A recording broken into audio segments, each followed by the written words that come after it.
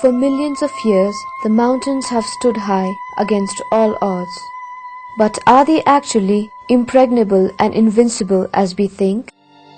Scientific research has proved that they are as vulnerable as the world's oceans, grasslands, and forests. Scientists have been constantly warning about the meltdown of huge masses of ice in the mountains due to global warming, the direct impact of which is on the glaciers. In Nepal, we have not yet taken the issue of global warming seriously, but ours is one of the countries mostly at risk. I went on a tour to the Everest region to learn how global warming has been badly affecting our mountain areas. Samdip Rai, climate change officer from WWF Nepal, will be guiding me throughout the trip where we will witness the consequences of global warming.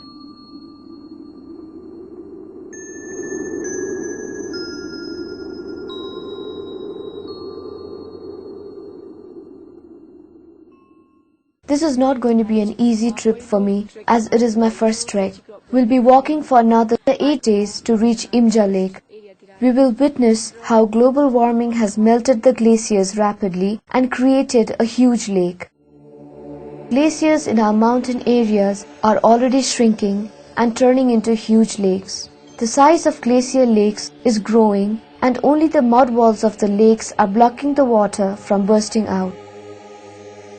But as more glaciers melt, the water level will keep on increasing and the moraine dams will not be able to hold the water.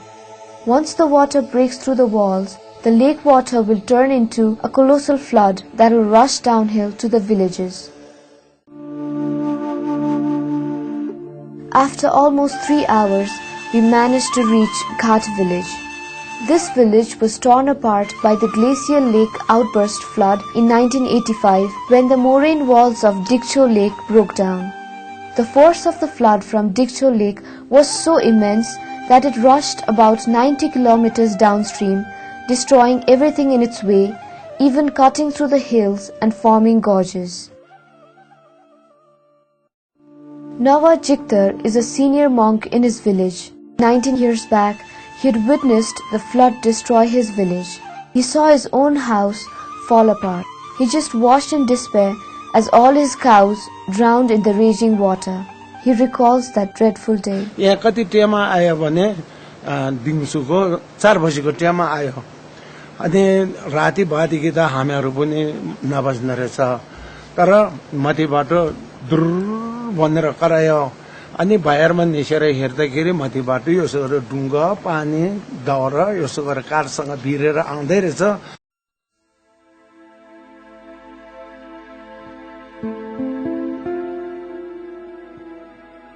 It took us almost 12 hours to reach Namche Bazar, which lies at an altitude of 3,450 meters.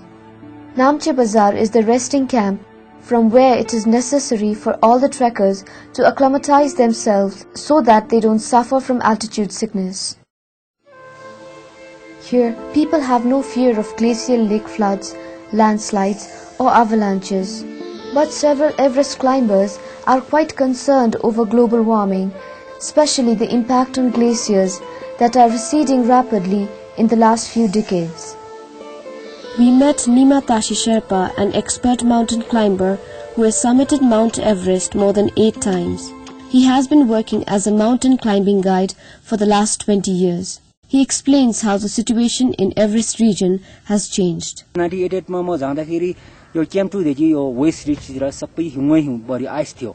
अहिले सबै ice जान थालेर अहिले बढी जस्तो यो फ्लचे होस् नोप्चे होस् यो सबै बढी रोक्नेसकेर आयो.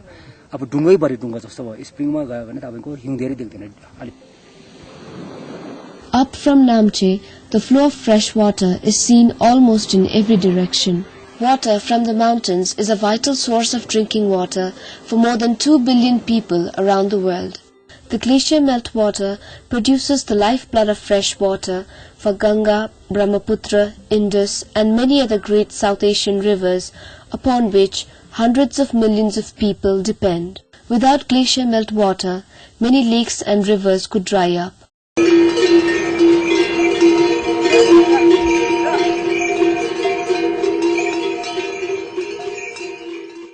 After 9 hours from Namche, we reached Tengboche.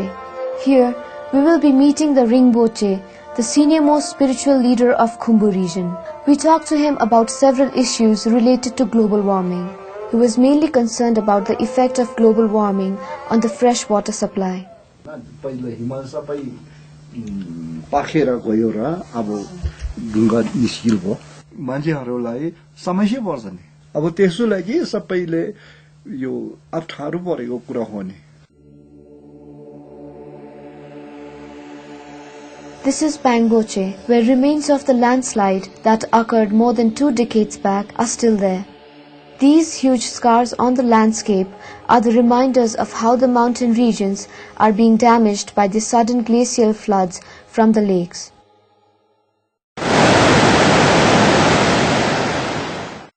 It's almost 6 in the evening and it's getting very cold. The more we climbed up, the more our walking pace slowed down. I was so tired then. I was beginning to feel sick as well.